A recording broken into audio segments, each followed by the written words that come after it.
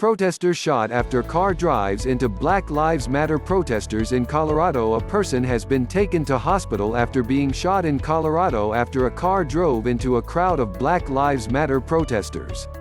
The Aurora Police Department said on Twitter that protesters were walking on Interstate 225 on Saturday when a vehicle slammed into the crowd.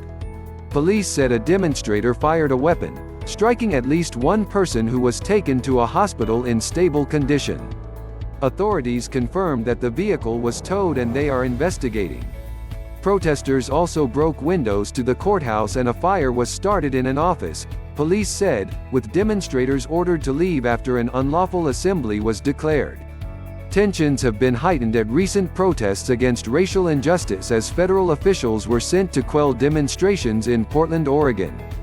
Leaders have demanded an investigation into the conduct of officials, who have been accused of snatching protesters from the streets and detaining them in unmarked vans.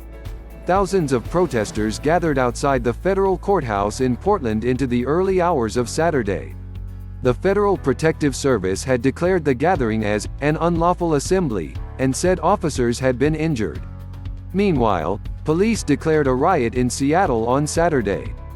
Protests against police brutality have spread around the world following the May 25 death of George Floyd, a black man in Minnesota who died after a white officer held him to the ground with a knee to his neck.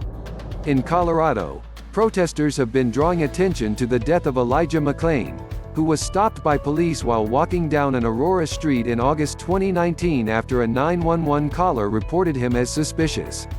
Police placed him in a chokehold, and paramedics administered 500 milligrams of ketamine, a sedative, to calm him down.